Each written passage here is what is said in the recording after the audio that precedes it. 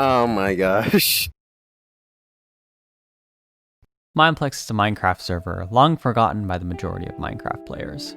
Formerly the most popular server of all time, Mineplex set records other large-scale multiplayer servers could only dream of attaining at the time. And it is frankly quite sad how far the server has fallen since Hypixel surpassed it years ago. But what exactly happened to the surviving community? What paths has the server taken since those fateful days of its supreme reign of multiplayer Minecraft? Along with many players leaving for other networks, much of Mineplex's history has also been left behind as well, buried and forgotten. With very few new players joining in since the fall of Mineplex, its history is often overlooked and thus lost. As a result, the majority of the current community has little idea of the long history of the server.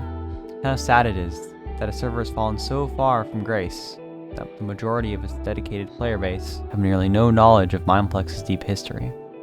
The player base I'm referring to is the stats community, the sweatiest players on the server, the top players and their unimaginable feats obtained over the entirety of the server's existence. This documentary's purpose is not to talk about the decline of Mineplex, nor its broader history. Rather, it's to educate the Mineplex community, old and new players alike, and hopefully even players who have long since quit and haven't caught up on the history of the top players of the server. What is the culture nowadays, and how has it shifted over time? What exactly are the achievements players have hit throughout the years, and how have these changed over time? Who are the players that make Mineplex what it is today? All of that and more should hopefully be answered over the course of this video. I am, of course, the one and only Dwasser. And I am Fuzzy Jr., and we'll be narrating this documentary because the other cast liked our voices. Please enjoy.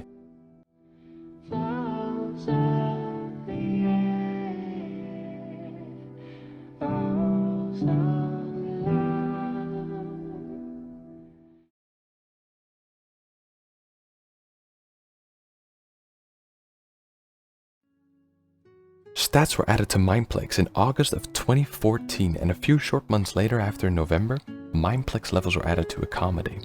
This was over a full year since the server was actually established as a place to play minigames, which means that stats were a very late addition. The only announcement about it was a small paragraph on the website homepage where it was unenthusiastically mentioned at the end of the paragraph. Because of the severe lack of attention they gave this update, many players ignored it and continued to play as though nothing had changed. But this would change. Now that the stats were tracked, people could effectively grind wins in different games and now have them show up in their stats. There was also a small gray number next to everyone's name in chat that was displayed whenever they send a message. This was the leveling system, and since everyone's level color was basically 0, due to how new the system was, the vast majority of players ignored it. This is back when there really was no established server-wide community, but instead, people played the server and did things based off of what their favorite YouTubers did, as this was back when huge names like the Team Crafted members actively recorded and uploaded on the server.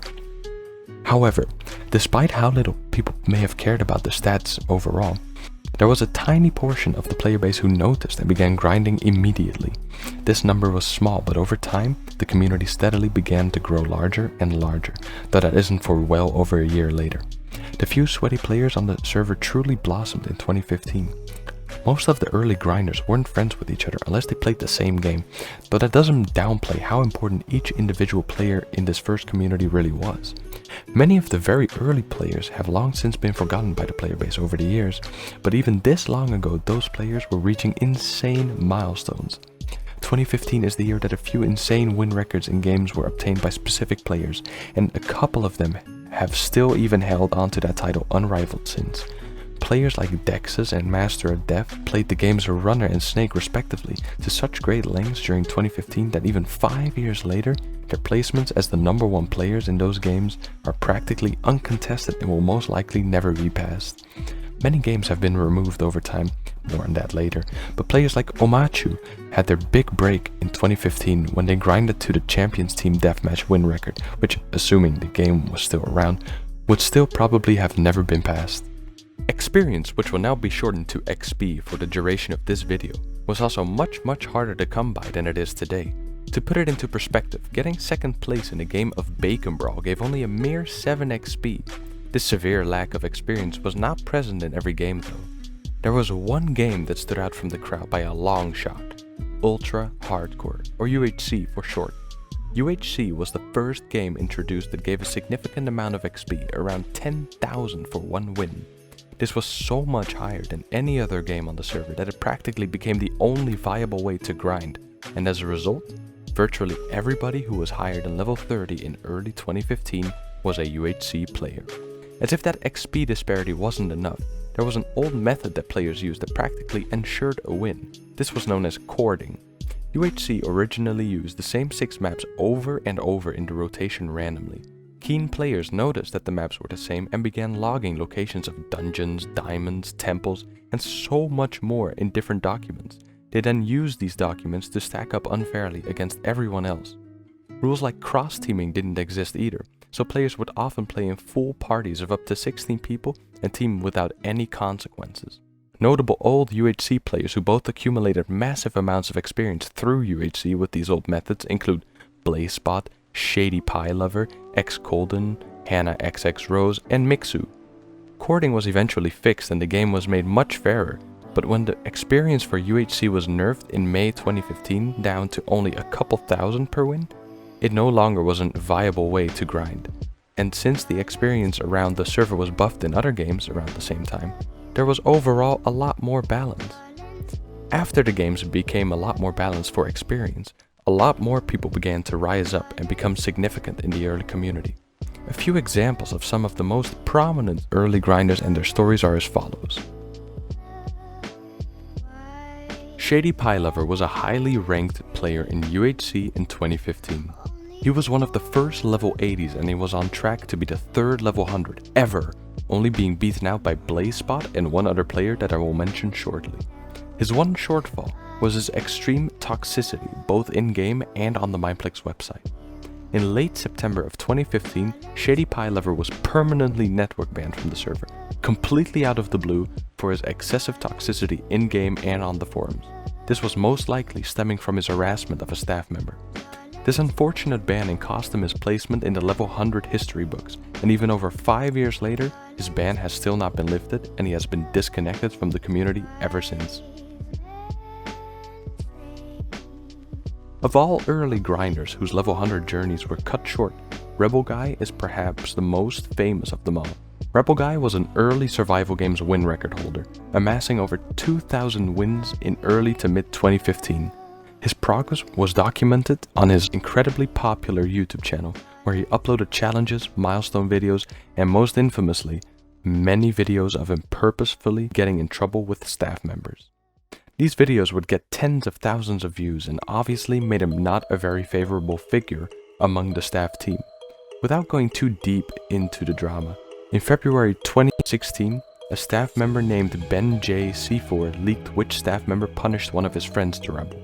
Jarvis and the other admins caught wind of the situation, and there was a tense standoff between the two in the website private messages where Jarvis began threatening a network ban if Rebel didn't reveal which staff member leaked the punishment information.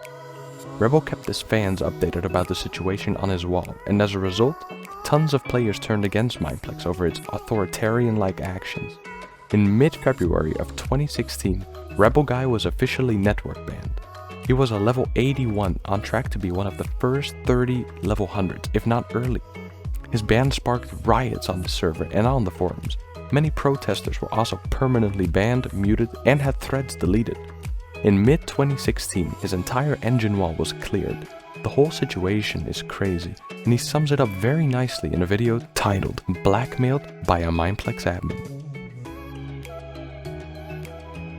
A much lesser known player, or players I should say, was Iliac10. This was a shared account by an unknown number of different people, though estimates have been as high as 15 to 20. This was back when multiple instances of the same account could be on the server simultaneously, so long as they weren't in the same lobby, so this account accumulated experience very fast. The owners of the account were not very good though, so the primary source of the account's XP is from losses in different games, particularly survival games with over 9,000 total. It's unknown what exactly happened other than the fact that the account was permanently banned for hacking in mid to late 2015. They were level 91 and were on track of becoming the second level 100 account, behind only BlazeSpot. Not necessarily a grinder, but it's certainly interesting that something like this occurred so early in the history of stats. BlazeSpot became the first level 100 in October of 2015, nearly 3 months before anyone else.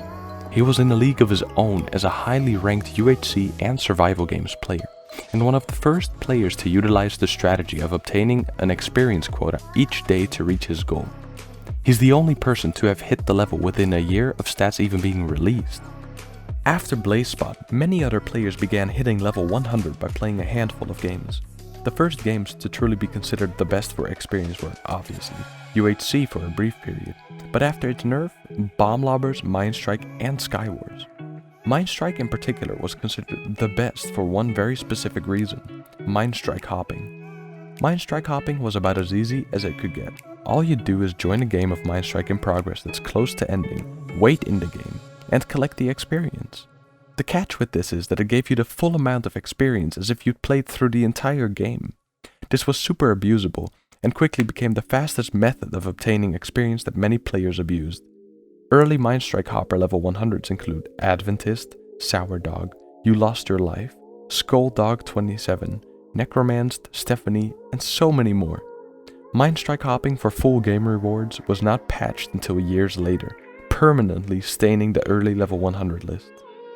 Type Wars, released in December 2015, was the first truly overpowered experience game. Although it was only out for a few months, it had massive effects on the level leaderboards. Many early level 100s, including the likes of Anerda and Dugri, utilized it, but nobody compares to Drazolek's cams. In the short time the game was released, Draz went from just around level 80 to level 100 within the span of 1.5 to 2 months. While most early level 100s only acquired around 500 wins max in a game, Draz accumulated over 3,500 wins, thus boosting him up to become the 6th level 100 on the server. With the game's quick removal off of the server, presumably due to the huge problem of players botting the game, it's hard to say if there would have ever been anyone who would even come close to topping his legacy.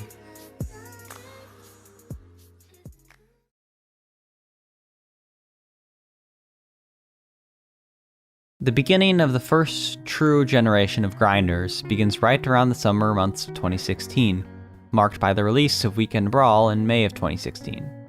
Weekend Brawl was basically a special event game mode that was hosted every weekend and involved game mashups including OP Bridges, Champions Gladiators, Super Smash Mob's Sheep Quest, and more. The kicker was that Weekend Brawl was unlocked when players donated gems to the gem fountain in the lobby. Depending on how many gems were donated by the players each week, the experience yield in each game was multiplied by 1, 2, or at most 3. Obviously, during the first weekend, the fountain was capped, and the era was kicked off with a 3 times experience Overpowered Bridges event. The first Brawl event alone contributed to 10 new level 100s in just a week, an incredible increase. All modes gave lots of EXP, but the most memorable and overpowered of any game was the Random Kit SSM. Games were fast, easy, and experience yields were through the roof. Brawl had its most significant impact on the overall experience among players in the stats community only up until the fall of 2016, around the acquisition of the 50th level 100. From that point on, the fountain slowly became less and less used, resulting in games rarely receiving an experience multiplier, thus driving even more players away from it. Ultimately, the gem fountain was removed around a year later due to lack of development priority. There were many media influencers around the time that heavily impacted the stats community. The first one that truly began to blossom was the relationship between YouTubers ChiefJS and the Miner's Code. Miner's Code, in late 2015, had created a thread called the Mineplex Book of World Records, which was the go-to place for all the top stats on Mineplex. ChiefJS, who himself was a Mineplex stats YouTuber and enjoyed grinding games like Snake and Monster Maze, both of which he is still top 10 in, noticed the thread and thought it'd be a good idea to turn it into a video form. The series, Mineplex Book of World Records, was an instant success and inspired thousands of players to begin grinding records to be given a shoutout in the series. The record book itself included many different clubs that have survived up even until this day, most prominently the Level 100 Club, the All Achievements Club, and the 1000 Wins Club, which, back then, only required 3 separate games to join, as opposed to the 10 required today.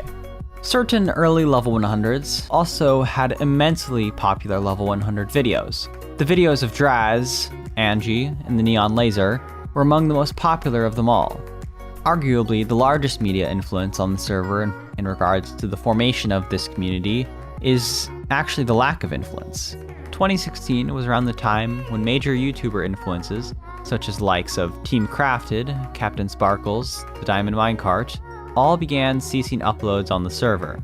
This lack of YouTube celebrity influences on the server was a major reason why players themselves gained the ability to rise up and become staples in the community, thus furthering the development of the stats scene on the server, since the players themselves found popularity for being high-tiered, as opposed to just having a lot of subscribers. This problem that Mineplex had in 2016 is still very much around. Players themselves don't gain prominence in the community unless one of the YouTube celebrity influences on the server shouts them out, or they become one themselves. Although the recession of YouTube influence is arguably what killed Mineplex over the subsequent years, it is a blessing it occurred at the perfect time, right as the community was beginning to flourish. Another major defining addition to the server was the implementation of level 100 kits in the summer of 2016. Basically, players could play one specific kit in any given game, get experience from the game, and have it track towards that kit, which would level up over time.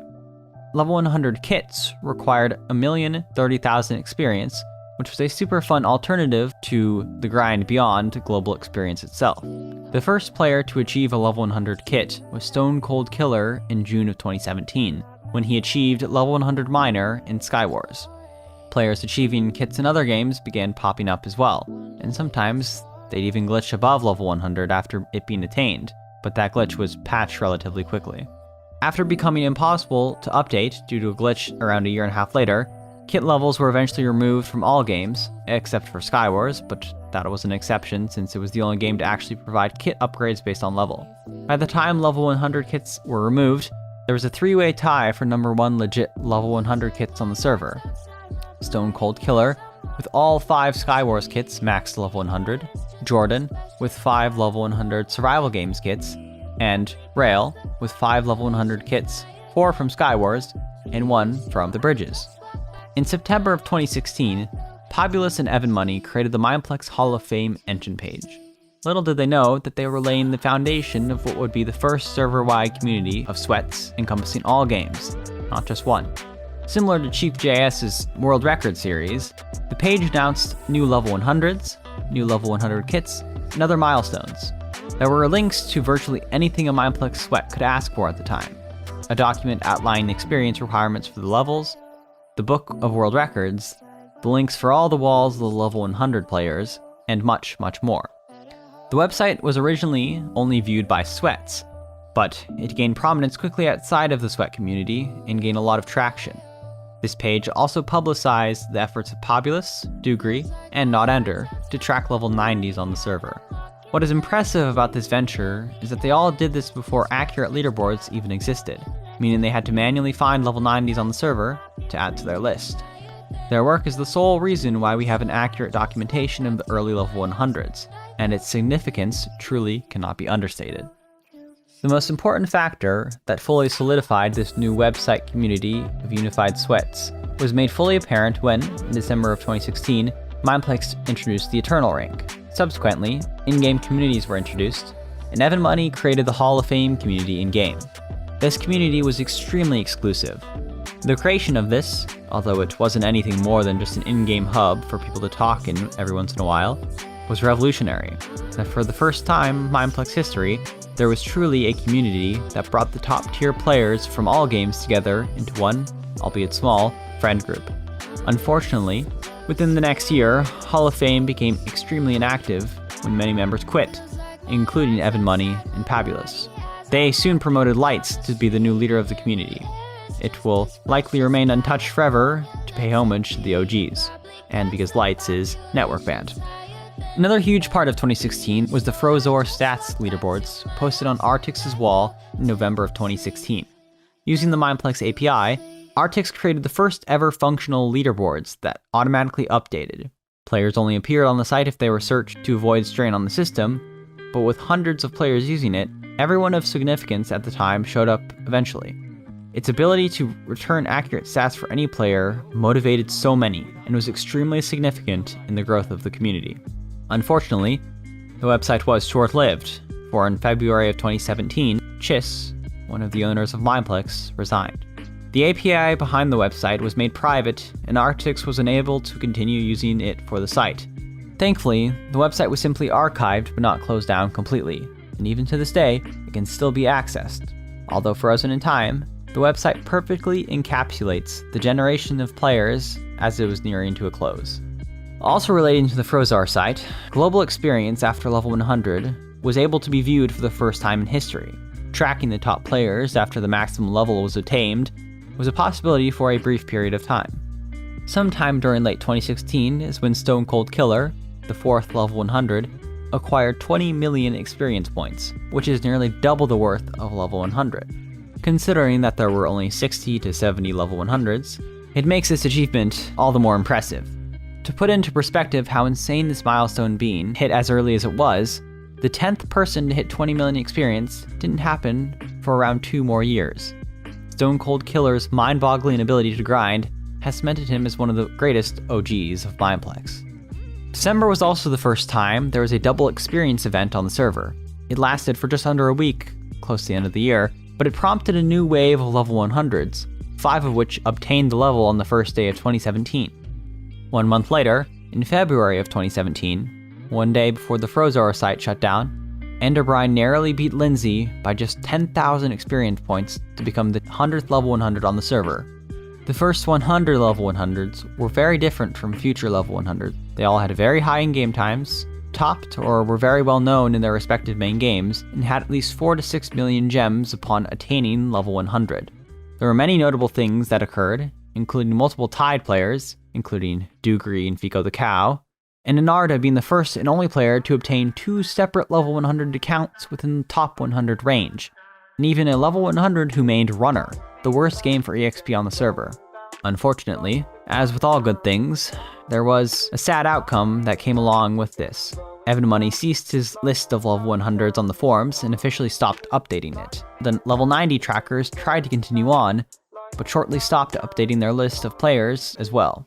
With the shutdown of Frozar, it seemed as though tracking new level 100s would be hopeless. But a top 100 named Hydrant Dude took the initiative and became the sole tracker of level 100s. And for the next 95 players, he tracked them all himself, to the best of his ability. More on this impact will be explained later on, but this wraps up the general outline of the first generation, and things only continue to get more crazy from here.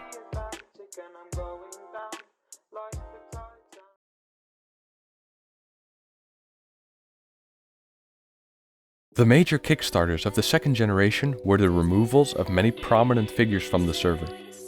Tyler was network banned almost immediately after he obtained level 100 for community disruption. On his popular YouTube channel, he continued to beef with the admin Jarvis, as many other players in his situation had done in the past, and proceeded to continue to play on the server, uploading Bridges videos on alternative accounts, and overall, his ban was one of the most publicized in history. Cole PvPs was another prominent player who was network banned. Initially, he was permanently false banned for fly hacking in Skywars when he was being DDoSed. His harassment of a staff member who banned him and the ones who continued to deny his appeals resulted in his network ban that followed in early 2018, almost a full year after his permanent ban. Despite the removal of these 2 players, one was actually able to make a return around the same time. JN Plays MC was network banned for a long period of time, but in early 2017 it was lifted and he was able to finally get level 100. He played an excessive amount for the rest of the year, and he's believed to be the 3rd person to hit 20 million XP later that year. This was also around the same time that many of the previous number 1 players in various games for many years were being passed. Many of these forgotten number 1 players include Attack and X-Gravity and Bridges finally being passed by XML, GU in Super Paintball being passed by Fanny Babex, Connor Has No Pals in Super Smash Mobs being passed by Deidara, Ninja X Waffles 99 in Mindstrike finally being passed by Mindstrike Hoppers, XML in Bomb Lobbers being passed by Einerda, and many others. Unfortunately, now that the Frozar leaderboards were no longer a thing players could refer to, it was all based on speculation.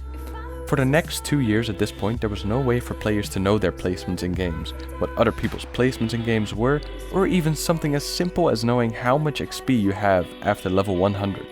It's something that all of the modern day grinders take for granted, and this is the primary reason why so many high-tiered players quit around this time. The beginning of the year in terms of new level 100s was quite uneventful. It wasn't until May of 2017 when things really began to change. One random weekend, presumably to celebrate the beginning of summer, the main lobby changed from normal to a huge invasion of aliens and UFOs. It was one of the most random things Mineplex had ever done, and it was fun, but the main focus that weekend was the release of a temporary event game named Alien Invasion. Using a previously denied Dragon Escape map, Alien Invasion involved having players try to race each other to complete a map while being shot at by aliens floating in space. Shooting those aliens yourself would kill them off and make it safe to run through. The thing about this game that was truly insane was its XP to gems yield.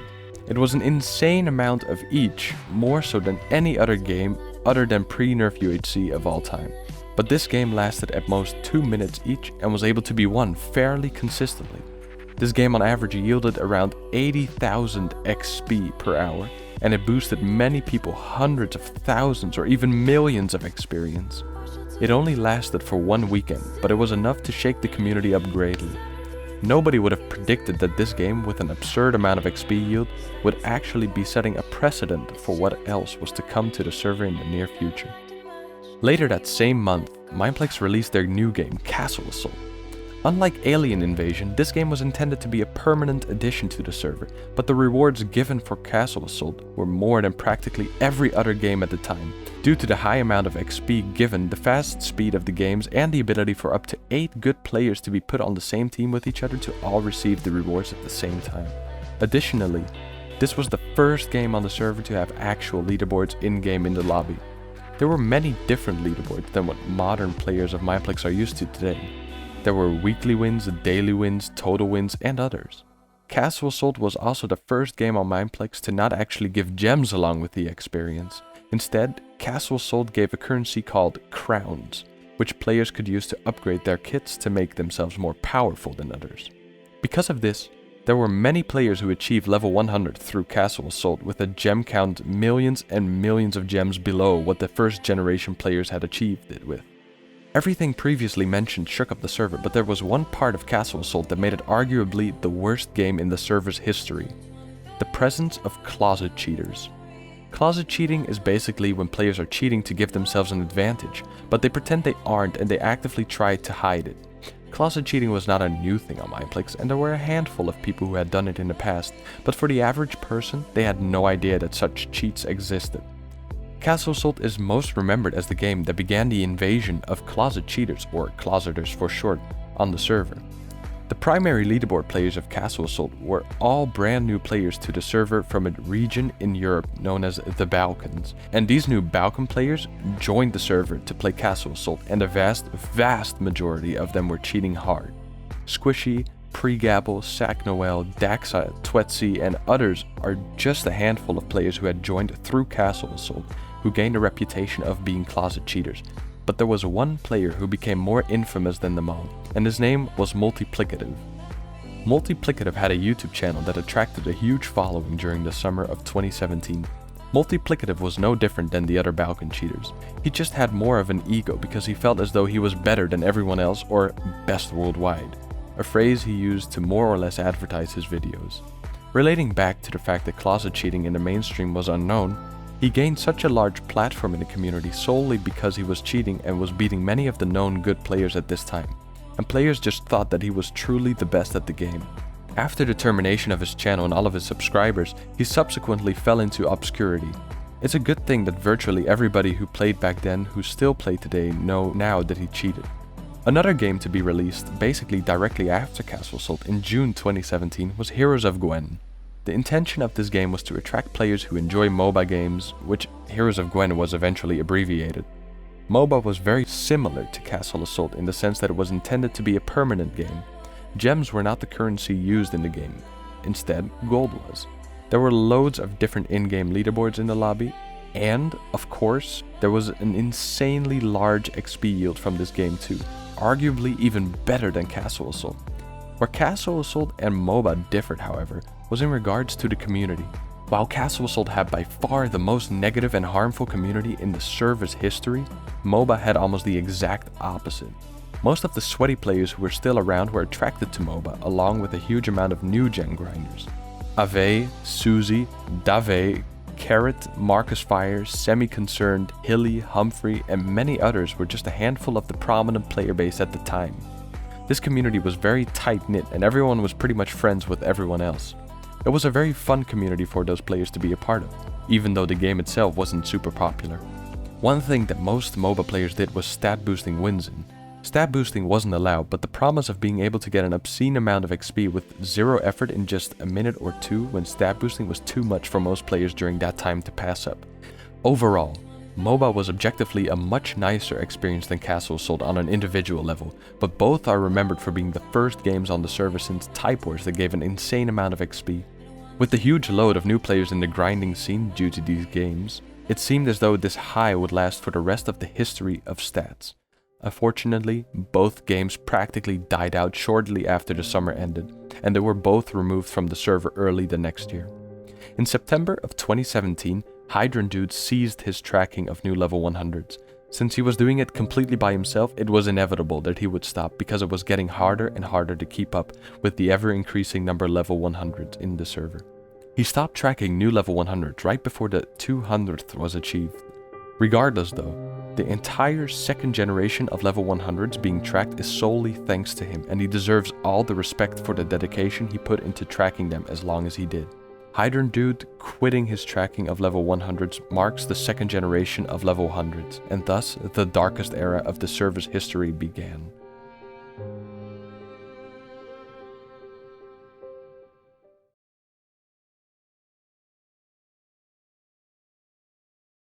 At this point, the server was falling down faster than it had ever before, and the effects were undeniable. Due to the previous inactivity from the Hall of Fame, the ceasing of level 100 tracking, the fear of EXP becoming too easy to get, and the disdain of closet cheaters, many more sweaty players of the time left en masse along with thousands of casual players. Every game still had joinable lobbies, but it was only 1 to 2 lobbies at any given time, if any at all. The server was dead for the duration of this era, and the community had practically fallen apart.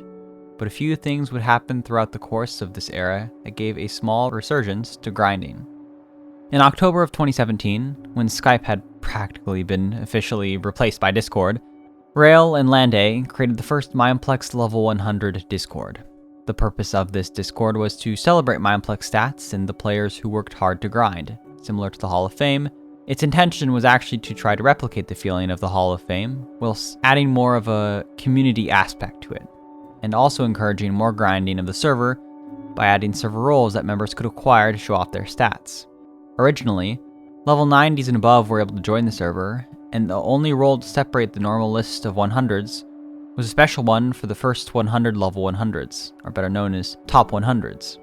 There were also different colored roles for different wins in certain games, and other achievements or funny things, like being an e-girl or being network banned, just to name a couple. There were only gem roles since EXP was impossible to track past level 100, so win rolls were the only way players were able to relatively know how experienced a player was. The server accumulated many members very fast, and considering the server was created before there were even 200 level 100s, it was doing extremely well. Unfortunately, however, there are no known screenshot archives of the original Discord server, because it did not last long. Call PvPs had been given management perms on the first day of the server's creation, so he could directly invite other older players that otherwise wouldn't have been invited. He had the position for around a month and everything was going fine, until him and Lande got into a disagreement in a separate Discord server, and Call PvPs, out of spite, deleted every channel, removed every role, and banned every member. The server was remade around a week later, in December of 2017, this time with Rail and Lande promoting Marsley as another founder, although he left the Discord for a long period of time after around 2 months. There's so much early history to talk about in the Discord, and it would take far too much time to go over every little detail. But a few significant occurrences over the first few months of this Discord's creation include: quality assurance members were originally given management to help give the server a more say in regards to what happened with stats on Mineplex. Sizzin and Bastet the Satan spent many months on the management team. Presumably, thanks to their involvement, even as early as February of 2018, the polls channel was officially being used by Mineplex to gauge the opinions of the top players. There are many ways that the Level 100 Discord was impactful to updates at the time, including being directly responsible for the introduction of level rewards, combat logging prevention, and the eventual addition of experience earned to /stats, although more will be mentioned about that later on.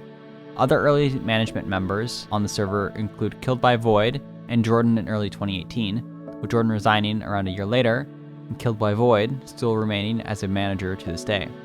There was a weekly tournament held every Friday with a random game from private servers that players would compete in. The winners would be given a role called Weekly Winner that gave them a unique color for the duration of the week.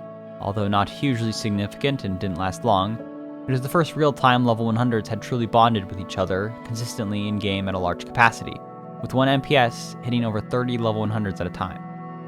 There are plenty of examples of level 100 Discord members collaborating and playing with each other in-game. First, we have Elias's SMP, which was hosted in the summer months of 2018, with almost all of the Discord participating at least a little bit. There was also a stat party, which was really just stat boosting, in UHC when it was added to the Classics Cow, where everyone cross-teamed and farmed fine dining. There's also the creation of the Level 100 Update Proposals document, and much more.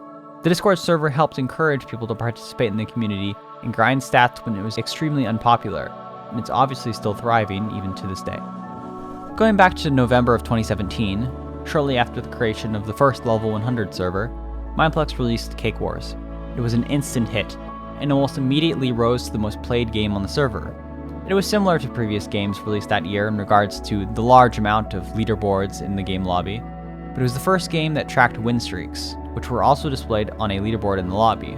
Because of this, many players instantly became uber competitive and began sweating a top win streak with whatever means necessary, including closet cheating, but also using a tactic that not previously had widespread use, lobby dodging. Players in parties leaving the games of other parties that scared them was more common in Cake Wars alone than any other game on the server had seen previously, and it promoted a hugely toxic culture in the community of the game. Players like Marzi, Lacree, Azrael, and Too Much Skill for You were a few of the earliest prominent grinders, of which Marzi became number 1 for the wins in the game shortly after its release, and he's held on to that title for years, even up to this day. Additionally, in November of 2017, a cryptic, secret process began that was only known as stat migration. Although years in the future, it's now known that this took place to transfer all the players' information onto Mineplex's new website. But at the time, nobody knew what it was for.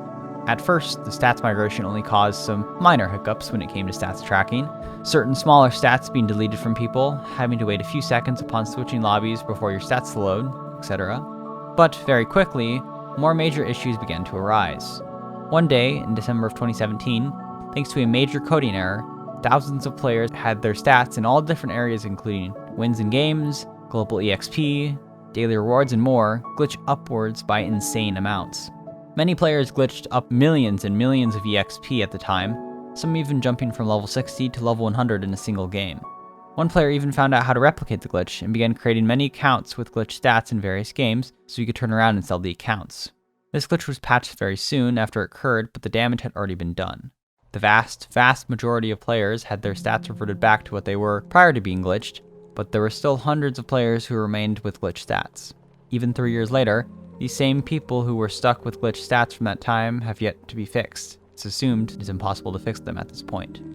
Every group of players had been affected by this glitch, and, obviously, the level 100/stat addicts were the most affected. With just 200 level 100s at the time, the influx of now over 150 known glitch players to the total meant that they were extremely common for how rare the level was. If you saw level 100 in a lobby, there was over a 40% chance that they had been glitched. Glitch players are also still being exposed to this day, as new technology allowed stats to be explored, but back then, the only way to know if someone was glitched or not was either by knowing them personally or checking their stats in-game. All of this chaos would eventually become fairly worthwhile though, as stats migration finally came to a close after nearly a full year, but there will be more on that later. In February of 2018, as if the stats community needed any more suffering, the old lobby was replaced with a huge new hub. Games were organized into different categories: casual, intermediate, and hardcore, with each game having their own different areas in the lobby. Classics Cow was also introduced to allow players to queue into old games that would not normally have been playable. It would have been a really cool update had two crucial things been omitted. Many of the server's games, which had previously been queuable in lobbies, were removed and made MPS only. All arcade games that were previously given game lobbies were stripped of them and now were put into mixed arcade only, with the exception of turf wars and micro battles. Although many of these lobbies did not actually get many players when they were given portals, the removal of the portals to focus on their core games killed each individual community. All communities voiced their disapproval of the update, including Castle Siege, who had the loudest voice of them all, spearheaded initially by Haze24. Their effort to bring Castle Siege back as a queuable game continues even up to this day. In late August and early September 2018, two very unexpected things occurred that brought the stats scene back from the dead, but not necessarily to life. After begging from the level 100 Discord, Mineplex presumably listened to them and added experience count into /stats. However, there was no leaderboard of players with the most experience, so level 100s collectively had to figure it out by themselves. However, there was no leaderboard of players with the most experience, so level 100s collectively had to figure out by themselves. It was discovered that there were 9 players who had over 20 million EXP upon this new stats feature's release. Killed by Void became the 10th person to hit 20 million EXP on September 9th of that year. There were only 3 other players to hit 20 million in the rest of 2018, so players assumed there would never be 100 players to obtain this milestone. Regardless, the race to max out the top 120 million EXP positions raged on for over 2 more years, with Zomaholic becoming the 100th player with 20 million EXP 4 years after the first and 2 years after the 10th. The second major event in September was the ending of the stats migration and the complete switch from the old website engine to a brand new one called Zenforo. Zenforo brought many new things, but the most exciting of them all was the introduction of leaderboards on the website. The leaderboards were only for popular permanent games on the network, and they only displayed wins up to the 100th position, but it was still an incredible moment for everyone on the server. Most people who were still playing at the time were not around when Frozar was around, so this was the first time they had seen leaderboards. Of course, the leaderboards also helped to show the severe negative effects of the stat migration. Most famously, Danny, better known as Nids1KA, who had glitched up to a seemingly impossible to beat amount of 11,000 survival games wins, which we will discuss later on. Although not many people were displayed on leaderboards, anybody's individual stats could be searched up on the website, giving a new incentive for grinding.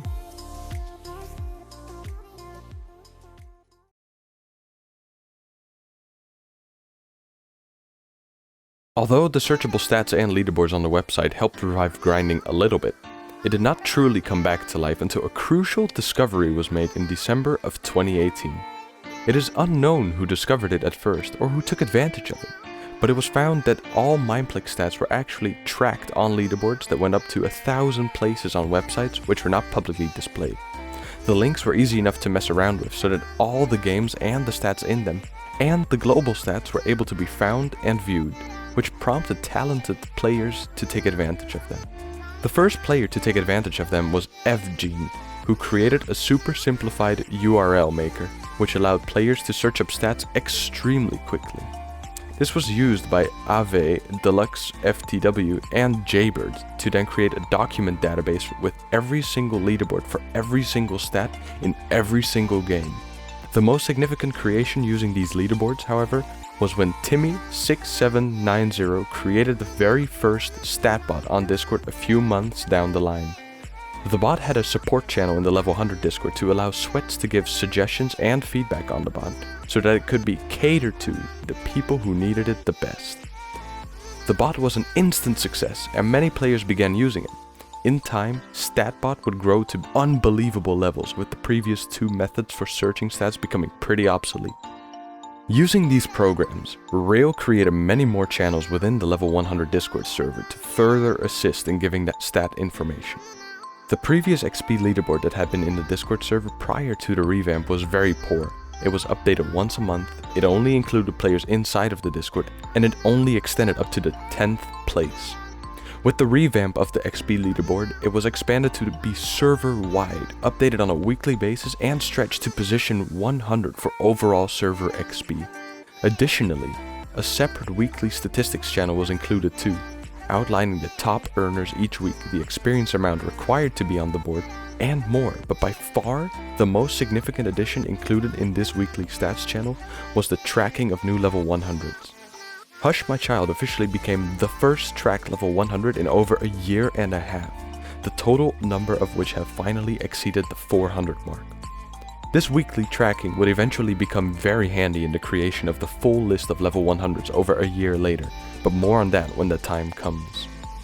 Also, in January of 2019, Stone Cold Killer was finally surpassed by JM Plays MC as the player with the most XP on the server after nearly 2 full years of complete absence.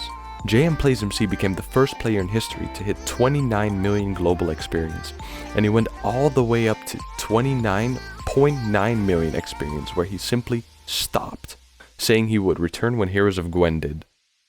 Nwang888 took this opportunity to catch up, and in February of 2019 he became the #1 player on the server, as well as the first player to hit 30 million experience. The most defining part about this generation is definitely the huge resurgence of grinding, and by resurgence I mean it rose to levels never seen before. While previously players were grinding to level 100 back when it was unbelievably rare and stopping due to the lack of leaderboards to grind towards, suddenly in early 2019 there were almost too many leaderboards. Players were not only grinding wins in games, but also experience positions, roles in the level 100 Discord, and other obscure stats, even including things like titles progression points and total times an achievement was completed. Overall though, global experience was the primary thing players were grinding, and there were a few players who stood out above all the others and became staples of the time period. Lights was an extremely early level 100 and an extremely consistent grinder even during the dead years of the server, acquiring 20 million experience in 2018, but nobody could have predicted his explosion on the server in 2019. Starting from basically 0 Skywars wins, he began an insane grind that even the likes of Stone Cold Killer would not have been able to keep up with back in his prime.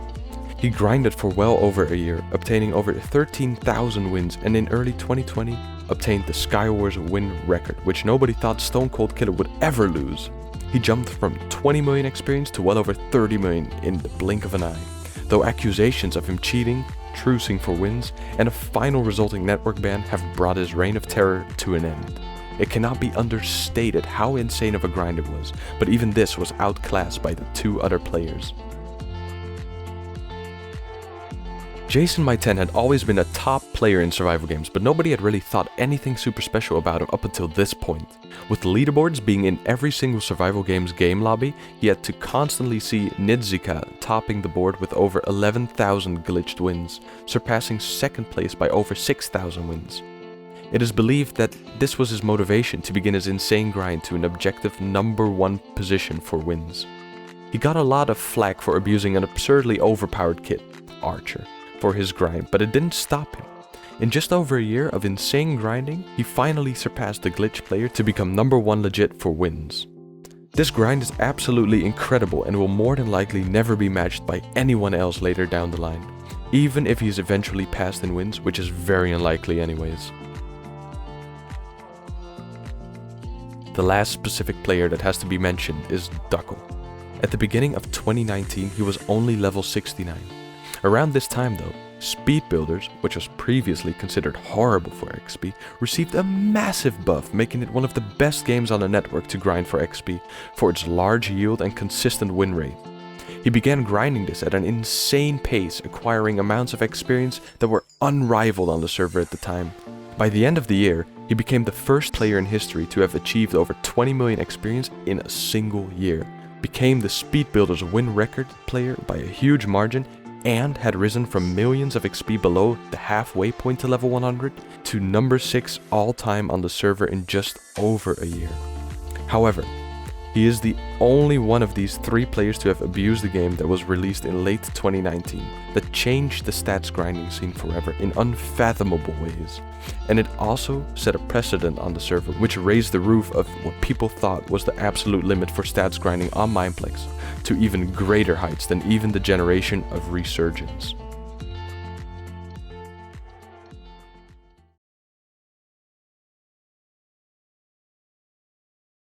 Generation 4 ended as abruptly as it did, solely because of the release of a game so powerful, it kickstarted a whole new wave of level 100s, Area 51 Raid. A game made to enjoy the meme that was popular at the time. Nobody thought anything would come out of the game upon its release besides a few laughs. It was a 70-player game with around 10 defenders and 60 raiders, very similar to Castle Siege in many aspects. After the first game was played and the raiders won, the players checked their rewards only to realize that they had gotten around 2,400 EXP, regardless of whether they had done anything to help win or not. The EXP was boosted up to encourage players to play the game, but the sheer amount it actually gave was a huge oversight.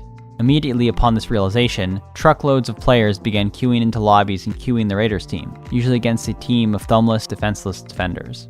The EXP yield of an instant 2,400 EXP to 60 players in the span of a minute was something that the server had never seen before. The EXP was later nerfed after a few days to under 2,000, it was still a yield that no other game could even come close to matching. Additionally, many players also began taking advantage of the rewards by AFK botting, which is basically when a script is used to keep players who are actually AFK from being removed from the game lobby. The game was only out for just under 3 weeks, but its effects on the wider stats scene as a whole are truly unrivaled by any game. There were approximately 80 new level 100s, pushing the total number of the server from just 500 to well over 600, thus more than tripling the previous peak of new level 100s from years prior. The number one player, Emulaw, accumulated over 8.8 million EXP over the course of the 3 weeks the game was released, which is basically like saying you start from level 0 and end up at level 90. She was by no means the only player to make gains by the multiple millions though. In fact, the whole experience leaderboard experienced massive shifts in different directions with unprecedented experience gains of different players. The effects of the game compared to the other players on the network can be truly visualized by considering the fact that the game, in the only 3-week period of its release, became the 8th largest contribution to the total EXP across all of level 100s. Had the game stayed out for only 20 more days, not even a month, it would have passed Bridges and become the game with the largest amount of EXP distributed across all level 100s. Considering many of the new level 100s had less and less total EXP in games other than Area 51, this most likely would have happened even faster. The only true positive thing that came from this game was its effect on the level 100 Discord and its community. With the game supporting so many players, the voice channel was constantly full of players laughing and enjoying talking to each other while accumulating massive amounts of EXP on the side. This hadn't happened in the Discord in years, for much of the old community had since stopped typing. It is not an understatement to say that Area 51, with its propulsion of new prominent players high on the EXP leaderboard and its uniting of the level 100 Discord, is the sole reason Generation 5 started, and why it has continued to outpace previous generations by a long shot.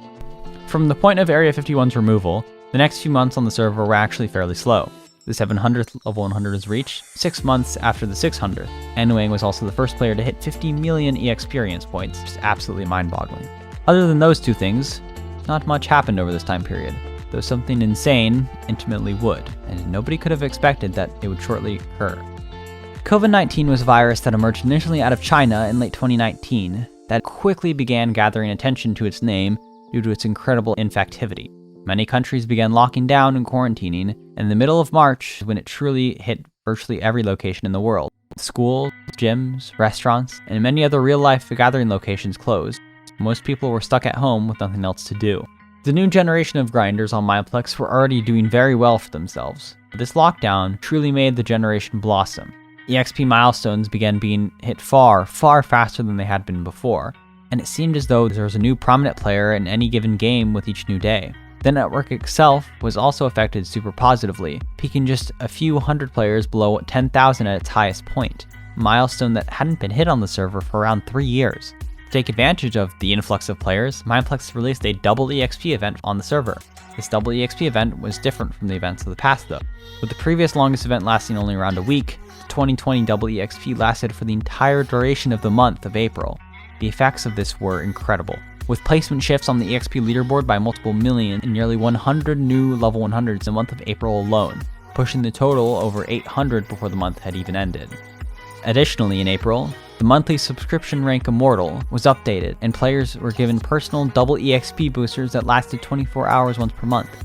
One thing was overlooked though. For the first 5 minutes of the update being released, players were able to put on a double EXP booster alongside the server-wide double EXP event.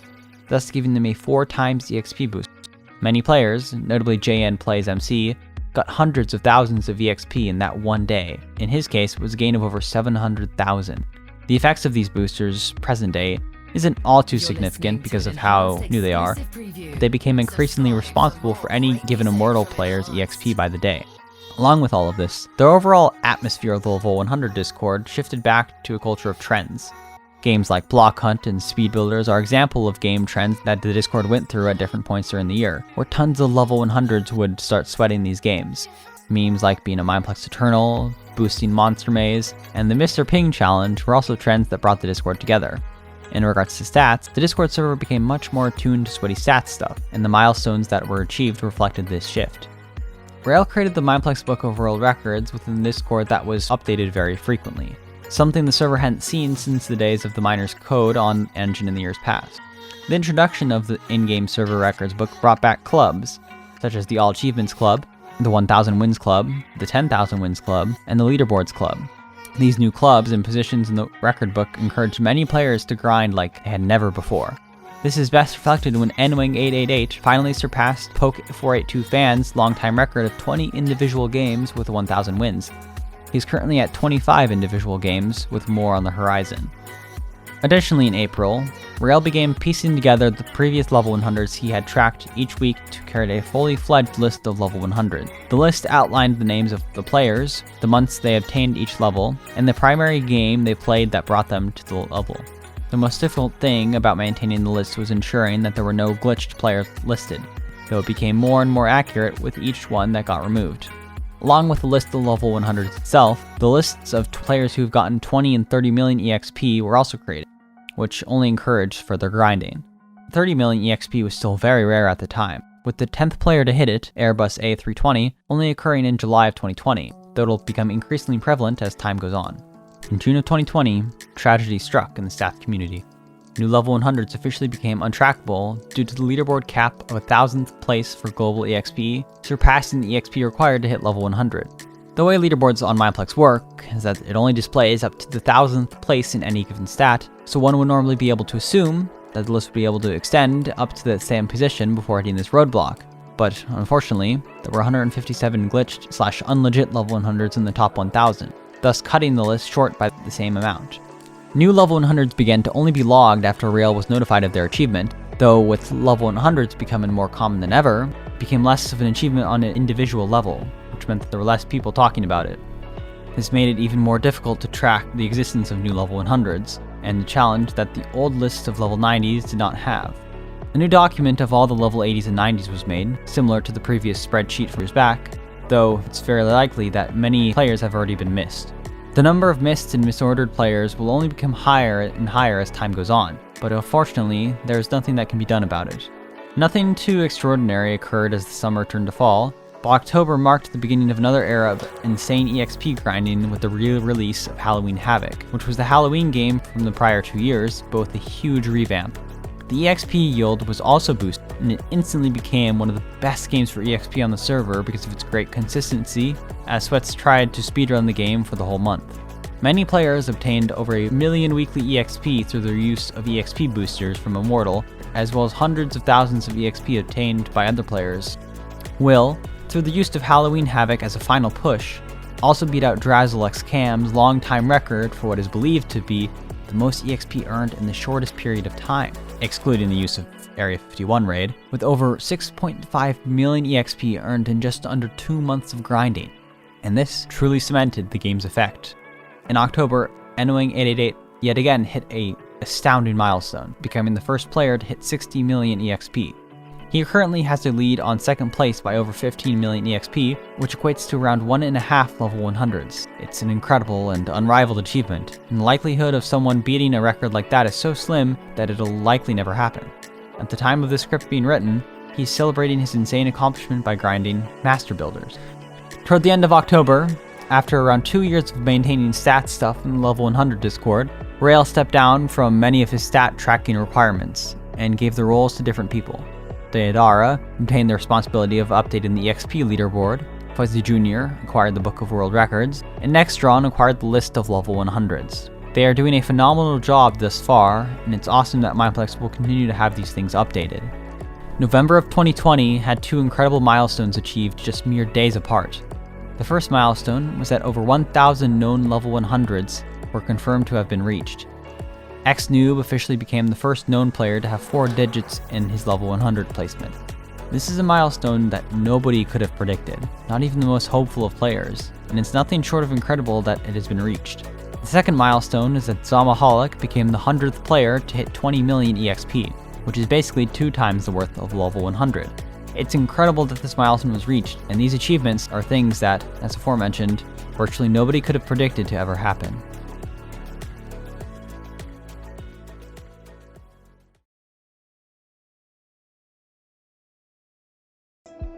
And with that, we have hit the present day.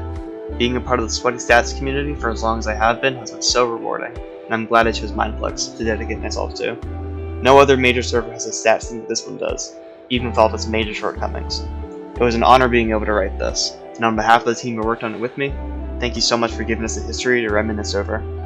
Whether you're an ancient player, a cheater, a new gen, or even someone who's never been part of the stats community at all in any capacity, I really appreciate you taking the time to watch this. Here's whatever history is made later on down the line.